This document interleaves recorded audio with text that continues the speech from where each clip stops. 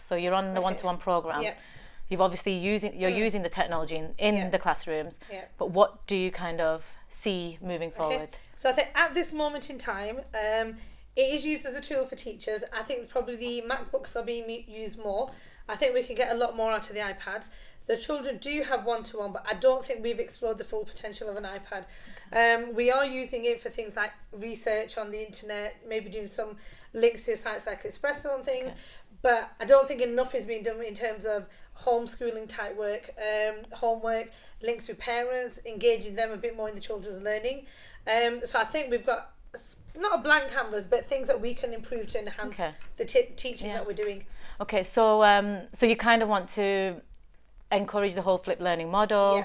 Like you said, a greater use of the technology, so it's having an impact. Definitely. What in terms of your strategic plan, your school development plan, what is there a specific area you're looking at that you kind of hope to develop?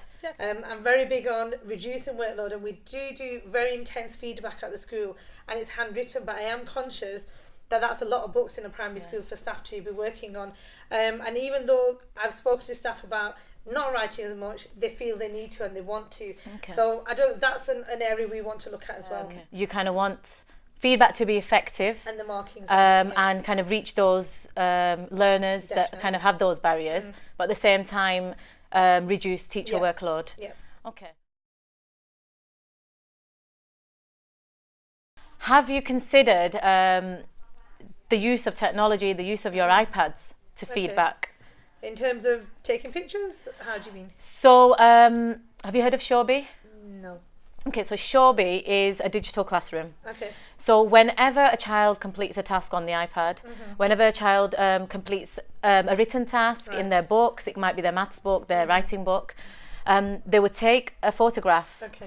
That photograph gets uploaded into a folder that is independent. That folder belongs to that child. Okay. The teacher can see all the children in her classroom. Right. That piece of work is in there, and then the teacher will give feedback. Now, Shorby allows the teacher to use different techniques to feedback. So one of them is text, so you can write the feedback in line with your marking policy. So it could be your green and your pink comment, or your green and your red comment. Secondly, the teacher can use her voice, so she can record her voice or his voice to feed back to the student. So the positive comment and the next step, or how that child can meet their target or move themselves forward. Or so you actually record your voice onto it? That's right. Wow. Received feedback, and then they're actually responding. So the purple heart is their response. Reading, checking, editing and improving our work today.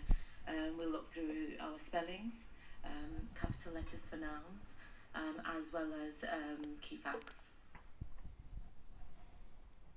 So they record the voice. Another option is the teacher can take a video and upload that as their feedback. Okay. So this way, there's engagement straight away with the student and their teacher. As primary practitioners, we know that voice feedback is the most effective. In our early years, that's what we do. This way, every child gets to hear their teacher for reading and how well they've done, what they need to do to move themselves forward. And the same for English, maths, STEAM, and any other kind of learning. Okay. It's quicker because we're able to say, as teachers, as practitioners, we can record more on a voice note than we would handwritten. And again, it's personalised. Every child gets to hear that teacher, and they feel like that teacher's talking to them, although they're listening to it. They can record, they can rewind, they can listen to that voice note as many times as they need to fully understand what their teacher wants. Brilliant. So in terms of a leadership view and monitoring and things, how would I access, if all the work's going on to Shorby, how would I access that? Would I have to get the iPads in, or? Okay. You as a senior leader would have, you would join into all those classrooms. Okay. So if a teacher has a class for English, maths and theme, you would join those 3 classes for every single year group. You would then, you can add your own feedback into them classes, or just use it for monitoring purposes, and your senior leadership team would do the same. And this would be the same for subject leaders. So maths subject leader would be in the maths classes, and they would be able to see what's happening in their subject at any point, anytime, anywhere. So it sounds really good. How can we facilitate that to get started with it pretty quick? So it's great that it's an area that you've already kind of considered and as part of your strategic plan. So we don't want it to be an additional area that kind of increases teacher workload. We want it to be something that you kind of can put through. Yeah. So we'd create a core team, who would lead.